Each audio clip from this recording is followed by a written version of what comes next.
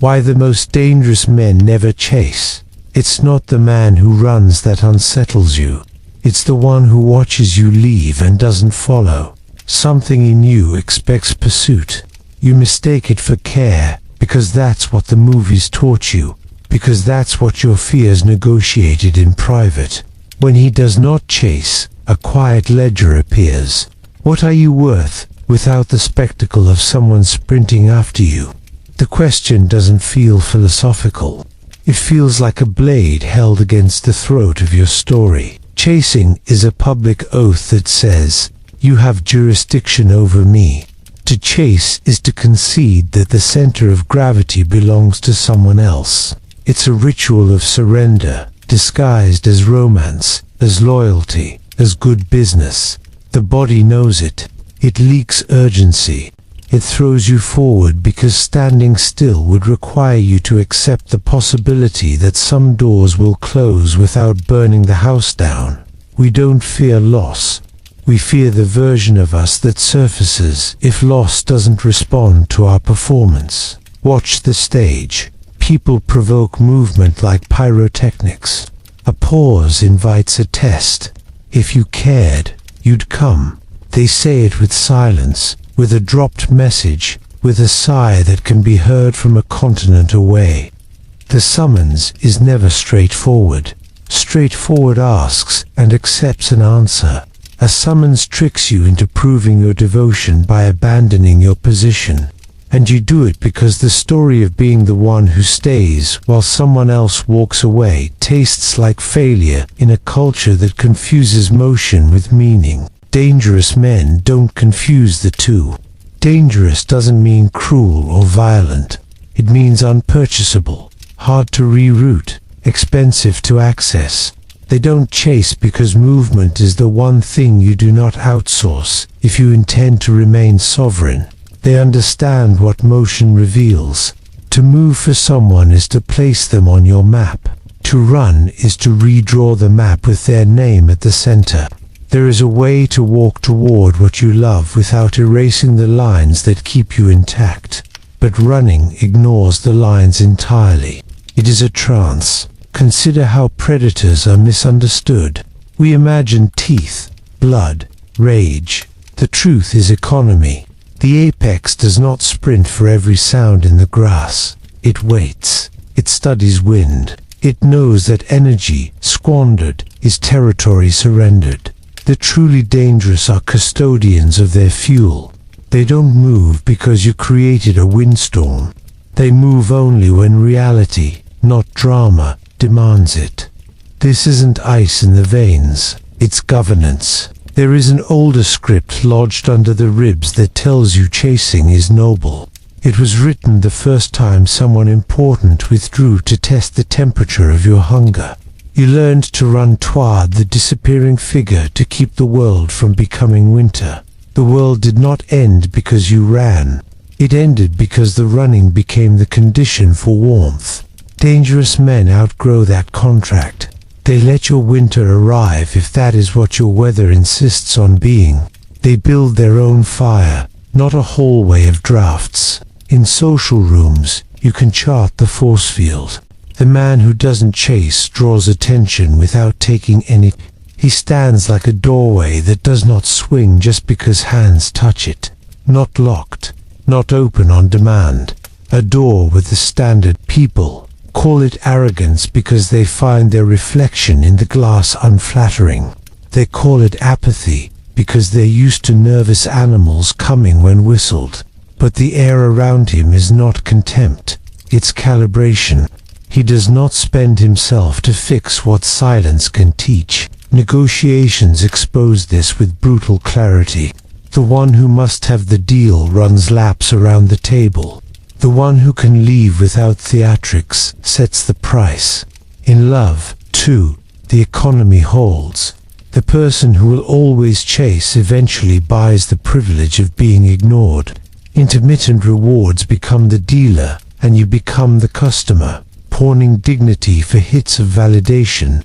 You don't notice the pawn slip away because the transaction is bathed in pretty words like passion and commitment. A clever withdrawal needs no blade. it rents your legs. So the dangerous man doesn't sign up for your auction. He refuses to pay with pursuit. He lets you keep the bidding paddles, and he keeps his time. The refusal isn't cruel. Cruelty requires an audience for pain. His posture is private. It's him and the ledger in his chest, looking at the cost of movement. Does this motion align, or is it a ransom? Will the step I take become the price for the next one? He knows the oldest trap. Once you move to prove your care, care will forever need proof. The proof makes a cage. His silence, when you expect footsteps, is not personal. It's structural. He does not permit pressure to collapse his criteria. He wears his standards like bones. Bones don't bargain. If you experience the absence of chase as insult, you reveal something he pays attention to. You are trying to regulate him from the outside. Dangerous men can love, but they do not outsource the thermostat. They will sit with your weather and deny it the right to change the season in their house. And yet, there is warmth in him. The absence of chase creates the room where warmth can be freely chosen rather than extorted. The most dangerous men never chase because they understand what is on the line, not victory. Not romance points, but the architecture that allows real love, not theater, to exist. If he comes, it is because he decided from the inside, not because your withdrawal turned into a puppet string. This distinction is everything. It's the difference between being held and being grabbed. The impulse to chase is a smoke alarm wired to shame. What will they think if I don't prove I care? What if they tell the room I'm cold? You begin to manage impressions like a campaign manager for a candidate who will never win a first term inside your own house. The dangerous man fires the campaign manager. He takes the hit in reputation. He absorbs the accusations like weather. Weather is allowed to be wrong. He is not in court every time someone frowns. This refusal unnerves because it reveals the quiet secret we hide from ourselves. Much of our movement isn't about the other person. It's about rescuing the image of ourselves as good. When he doesn't chase, you can no longer outsource your self-estimation to his footsteps.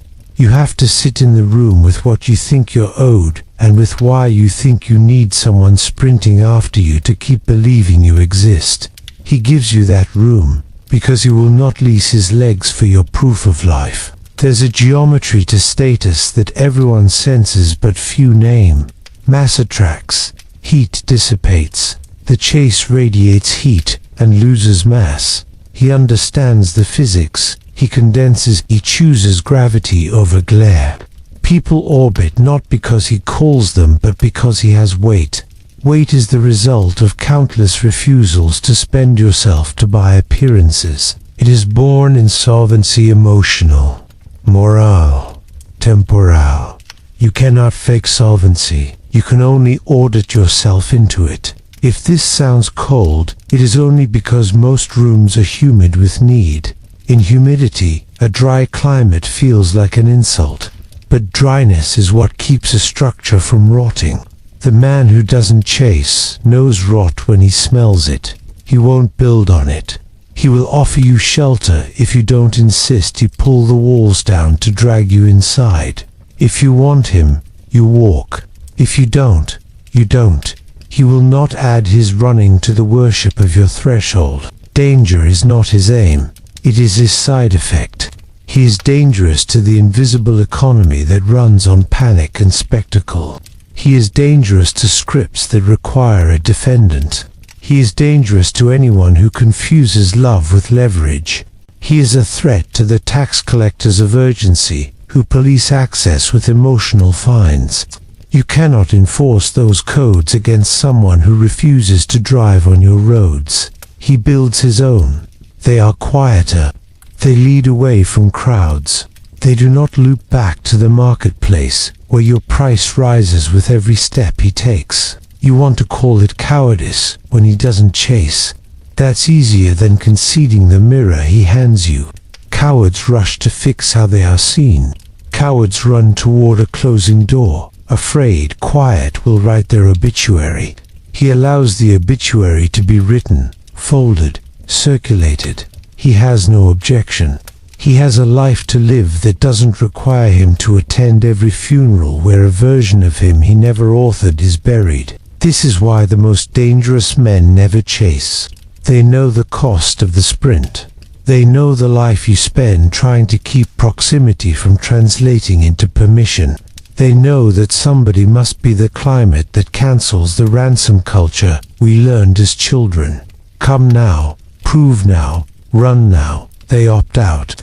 And the thing you fear most is not that they leave you behind. It's that once they stop sprinting, you might have to decide whether you have legs of your own. Pull back the skin, and the working parts are not glamorous. Humanity runs on bids and answers.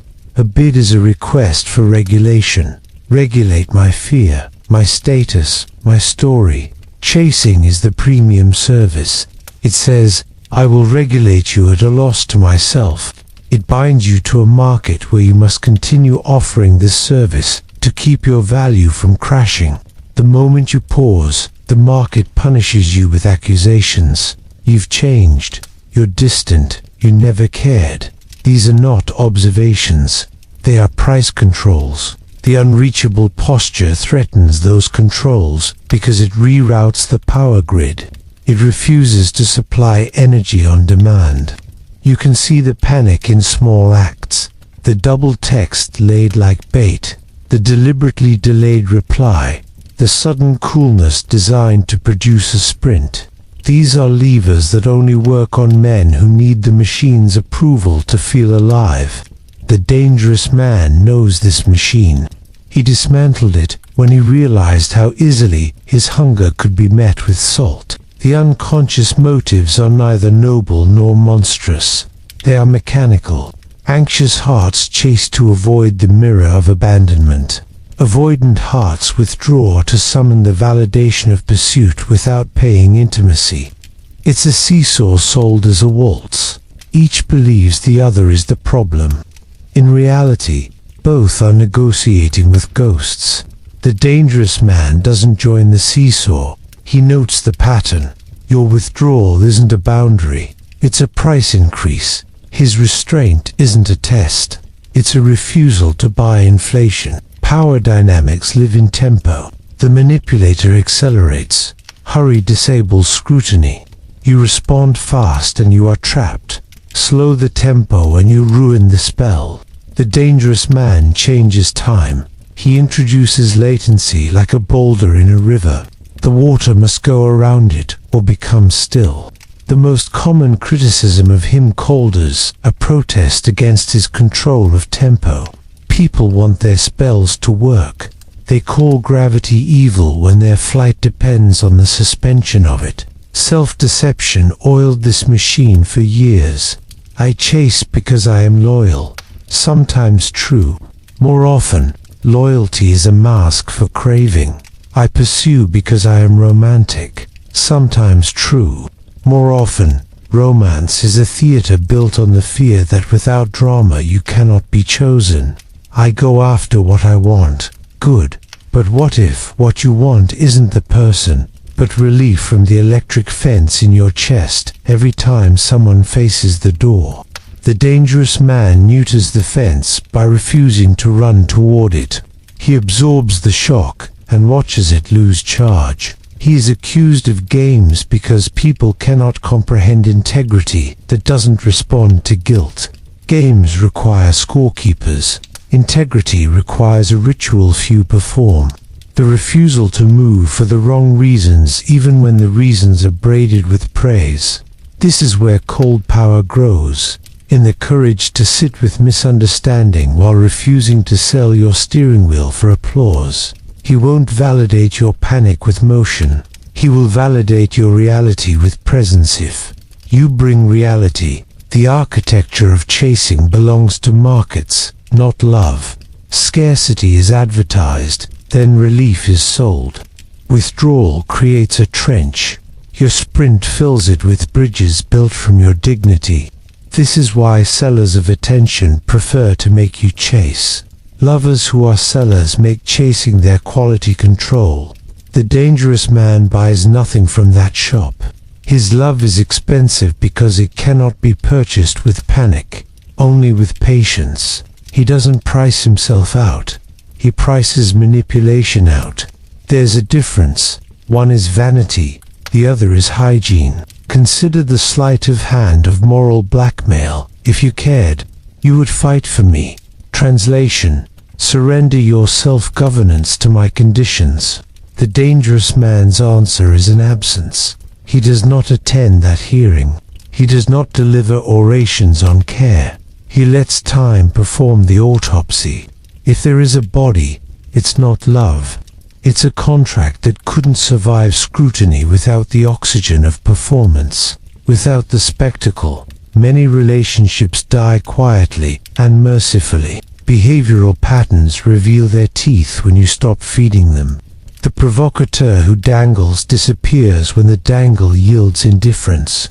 The intermittent rewarder shakes their vending machine with frustration when the button falls off. One of two things happens. They recalibrate to the physics of truth, or they search for a hungrier population. Both outcomes are merciful. Dangerous men force these outcomes by refusing to subsidize appetite with pursuit. Philosophical contradictions live here too. We say autonomy is sacred, but demand proof of love via subsperenda. We praise strength, then penalize it when it doesn't perform softness on demand. We call boundaries beautiful as long as they don't obstruct our passage.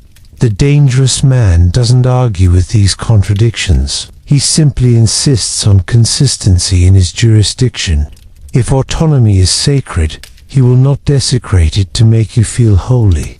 If strength is praised, he will not play weak to ease your theology. In rooms where status fluctuates like barometric pressure, the non-chaser becomes a stillness that others orbit.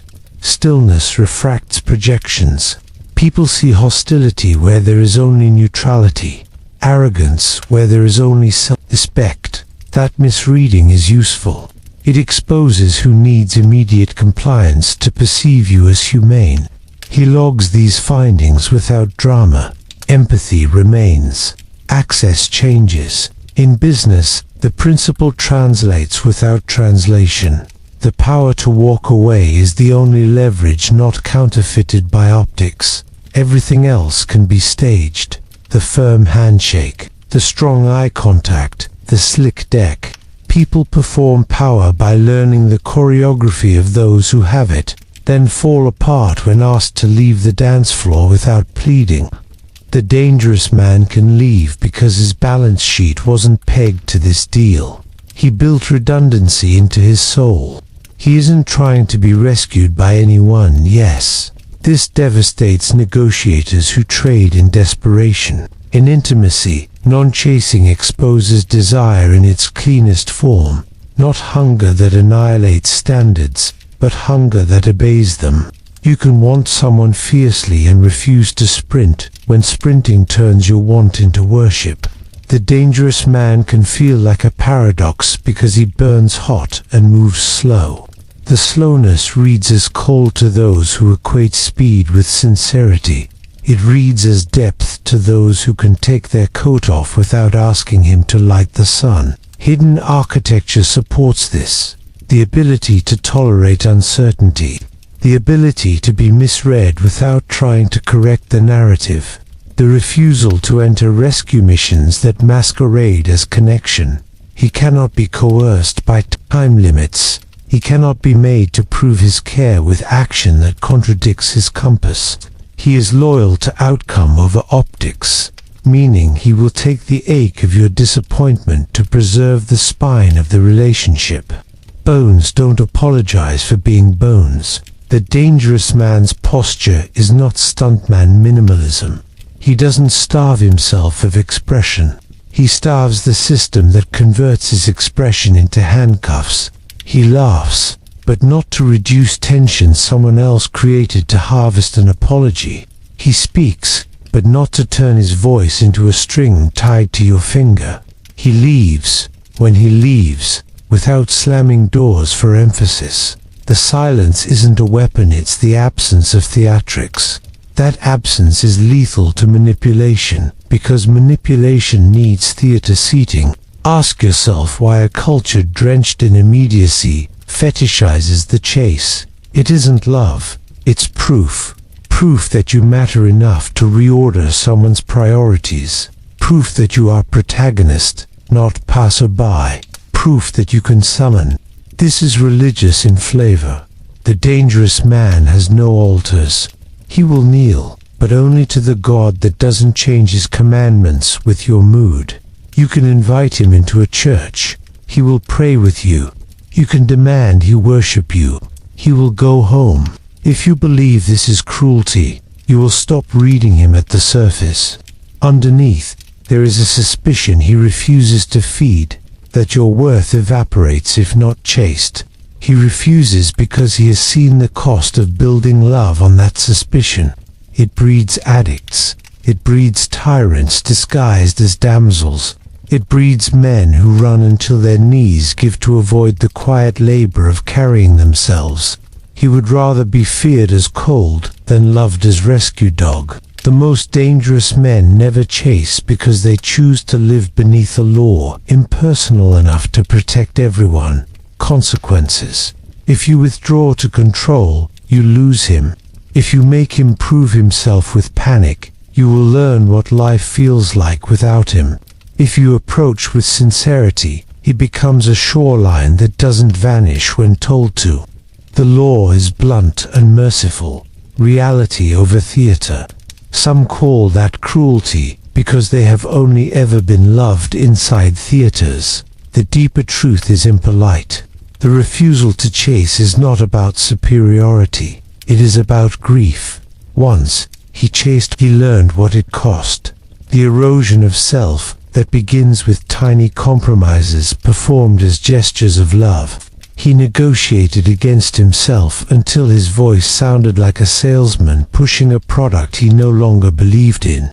He made movement his argument because words were distrusted in rooms built to distrust. He paid in steps and received nothing but higher prices. Eventually something in him snapped, not loudly, not dramatically. It was a paper tearing inside the chest. From then on, he would not pay running rates for a seat in any story. That decision produces losses measurable in the currency you can't display. He loses the easy applause that follows those willing to sprint. He loses the crowd's idea of romance. He loses the chance to be seen as a hero. He gains a different economy, respect from reality, and resentment from fantasies. Most cannot forgive him for choosing reality, because fantasies provide a bread where reality offers bone. Bone doesn't feed quickly. It feeds for a long time. The uncomfortable implication is that chasing, in most of our lives, is not pursuit of a person, but pursuit of an outcome that keeps our ego's airways open. The person is a canned. We're negotiating with a ventilation system. The dangerous man refuses to attach his oxygen to anyone's script. He risks suffocation and endures the minutes of breathlessness because the alternative is being a patient of strangers, living via tubes that can be pulled during stormy nights. He builds lungs. He breathes slower. He lives longer. His non-chase reframes everything it touches. It reframes love. From a courtroom where devotion is proven with penalties to a field where presence is chosen without summons. It reframes power, from the ability to make others move, to the ability to remain still under pressure. It reframes masculinity, from the caricature of conquest, to the discipline of not being conquered by your own adrenaline. Danger ceases to be the theater of threat, and becomes the quiet of not needing anybody's panic to feel big. There is a darker edge to this serenity. He becomes a mirror that makes demands. You must come because you choose to, not because your insecurity needs him to validate you by sprinting. You must speak because you mean it, not because you want to hear his footsteps on the stairs. Many find that unacceptable. They wanted a god or a servant, not a man. The misalignment reveals itself in the friction around the absence of chase. Some relationships cannot survive it. The dangerous man does not resuscitate them. He lets natural death occur. Yes, there are men who hide cowardice beneath this posture. There are men who never chase because they fear rejection so completely they call paralysis principle. That is not danger. That is avoidance in armor. You know the difference by looking at what they can lose. The coward protects comfort. The dangerous man protects order. The coward moves only where praise is guaranteed.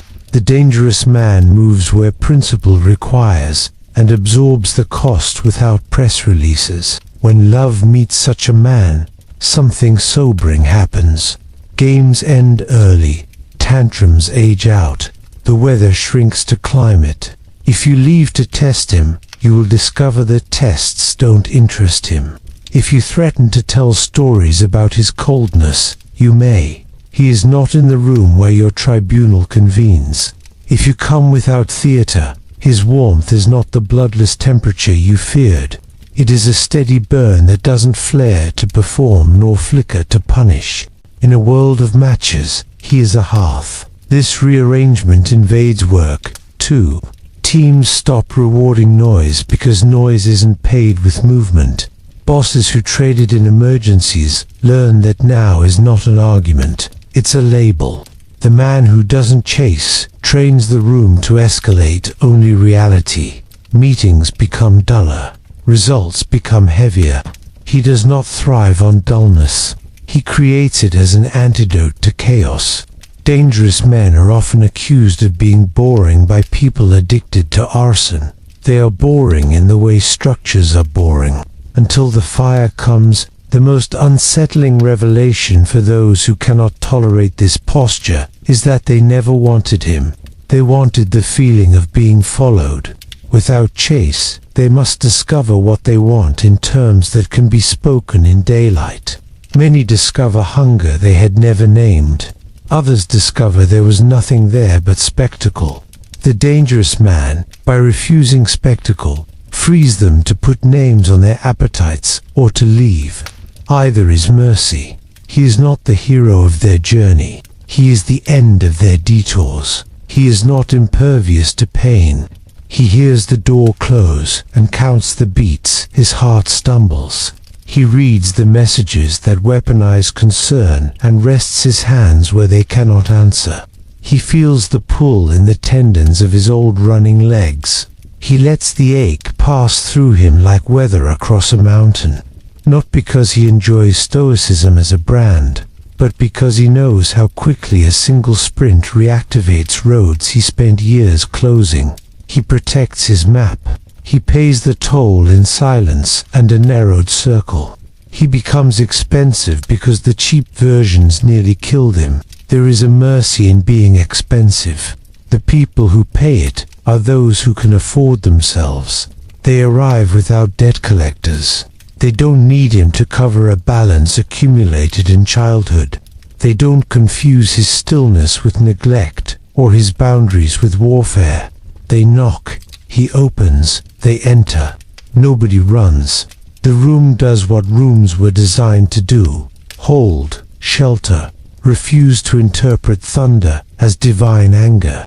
In such rooms, you can hear actual speech replace alarms. And yet, he offers a warning without words.